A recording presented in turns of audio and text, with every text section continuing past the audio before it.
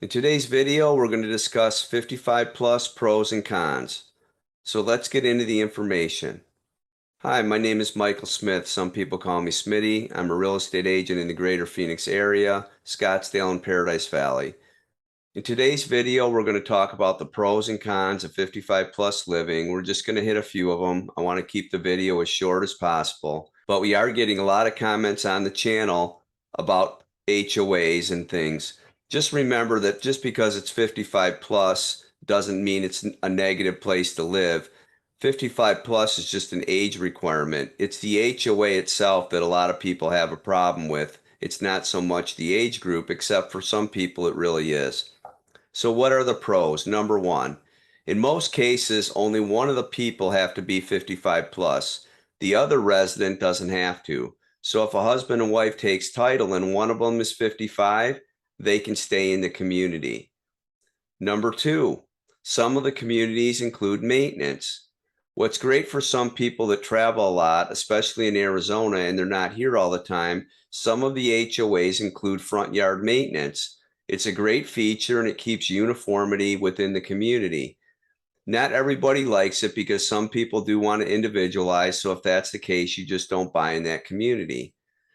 Another level of this is some of the other communities do all exterior maintenance on the property, including painting. So that's one thing that's available for people that really don't want to do any maintenance and they just want to lock and leave. More similar to a condo where you don't have to do any exterior maintenance on the property. Number three, it's a more relaxed atmosphere in general. I mean, people aren't busybodies, going around all the time, having to go to work. Plus, there's less automobiles in the neighborhood, so you're going to have less traffic in the morning, rush hour, so to speak, going to work, and at the end of the day, with people rushing into the community, trying to get home from work. In general, it's more of a retirement area, and it's a more relaxed atmosphere. Besides just amenities, there's a lot of great social events in these communities, especially if you want to have a life outside of the home. There's social things such as fitness clubs, fitness, yoga, golf, bowling. Many of the communities have other things such as woodworking, crafts, arts and crafts. They have dances. Some of them have cooking classes. And a lot of the people just get together and go out to dinners and stuff. And some of them even travel in the summer to get away from Phoenix and take bus trips together. So if you really want to add some social to your life, these communities are great for that. Number five, HOA fees are not always high just because you're in a 55 plus community and you have a lot of amenities. Sometimes if you go outside of the community into normal HOAs with no amenities or maybe just a swimming pool, the HOAs will be equally as high. So let's get into the cons now. Number one, depending on your lifestyle, you're going to be over 55 in these communities, and you're going to find that there's going to be a lot of older residents. Many of the residents who buy into these communities, maybe they bought in at 65 and they're going to be there until they're 80. So you will be around some older people. If that bothers you, that might not be the place for you. I really enjoy being around the elders because they have a lot of knowledge, but you might feel out of touch being there, especially if you move in at 55. Number two, if you use your home as a winter home and you have children, or let's just say that you're not there all the time and your children decide they want to go down for a couple months, or maybe they move to Arizona and they want to use your place for a year while you're not there, there's limitations on that. And there's going to be time limits on how long people under 55 can actually live at the property. So that's something you really need to look at if you ever think that you're going to have your children come down and use the place. Number three, pet restrictions.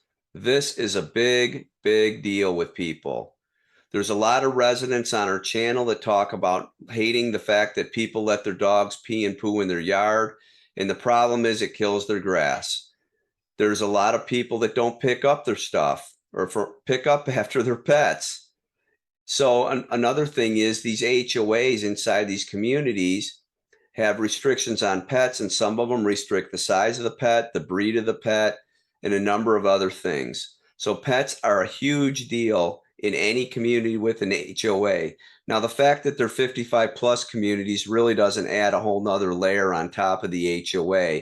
It's just the fact that you're in a 55 plus community and many of the HOAs are strong. Number 4, resaleability. Since there's an age restriction, you're eliminating a lot of potential buyers for your home. People have to be 55 plus and they have to want to move into a community that has a lot of amenities and stuff. Some people don't want to pay an extra HOA fee or an HOA fee at all. So again, you're eliminating even more buyers. Many people comment on our channel that they would never live in an HOA. So that you're definitely going to have less people looking to buy your home when you need to resell it, and you're always going to have more inventory on the market than many other communities. And number 5, this is the biggest one out there. Now, because it's 55, it doesn't necessarily make it worse, but the HOA police. Many people are talking about this and commenting on the channel about how they hate the HOA or the HOA police, or certain residents within the HOA that think they are the enforcer. A lot of people just don't like all the rules. Now, again, they're created for a reason to keep uniformity and resale in the community, but they're a negative for a lot of people.